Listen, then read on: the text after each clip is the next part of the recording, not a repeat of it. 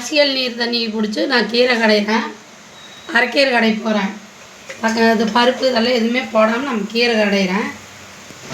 கீரை போட்டுக்கலாம். தண்ணி கொதிச்சுட்ருக்குது.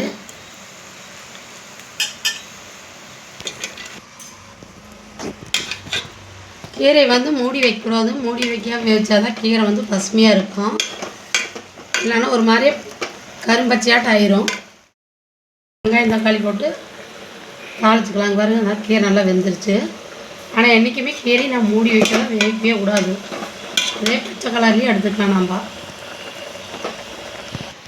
சட்டி அஞ்சிருச்சு, எண்ணெய் ஊற்றிக்கலாம். கீரை கொஞ்சம் எண்ணெய் ஊற்றினா தான் நல்லாயிருக்கும்.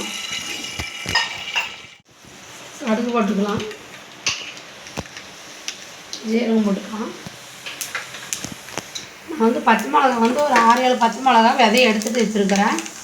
ஆனால் அந்த விதையெல்லாம் வந்து நல்லா இருக்காது. 2 பூண்டு தட்டி போட்டுக்கிறேன். மீதி வெங்காயத்தை போட்டுக்கலாம். உப்பு போட்டுக்கலாம். உப்பு போட்டு சீக்கிரம் வெங்காயம் வணங்கிடும். சோம்பு எண்ணெயில் பொரித்து எடுத்து வச்சுட்டு அது 2 போட்டுக்கலாம். நல்லாயிருக்கும். கொஞ்சம் மஞ்சத்தூள் ஒரு 1/4 ஸ்பூன் போட்டுக்கலாம். வெந்துருச்சு. அடுத்து தக்காளி ஒரு 1/4 கிலோ தக்காளி எடுத்துருக்குறேன். டேஸ்ட் நல்லா இருக்குது. தக்காளி கொஞ்சம் சேர்த்து போட்டோம்னா பருப்பு இல்லாமல் கடையிறதுக்கு நல்லாயிருக்கும். தக்காளி நல்லா வந்து எண்ணெயில் நல்லா வெந்துருச்சு. பச்சை வாசம் போகிற அளவுக்கு நம்ம வந்து வேக வச்சுக்கணும் எண்ணெயிலேயே. அடுப்பு ஆஃப் பண்ணிக்கலாம். நான் ஏற்கனவே கடைஞ்சிட்ருக்கிறேன். நான் பிடிக்கிறதோட நம்ம இப்படி மத்தல் கிடச்சா நல்லாயிருக்கும்.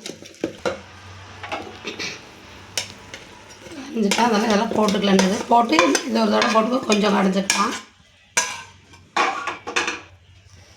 இதோட போட்டு கடைவோம். நல்லா டேஸ்ட்டு நல்லாயிருக்கும்.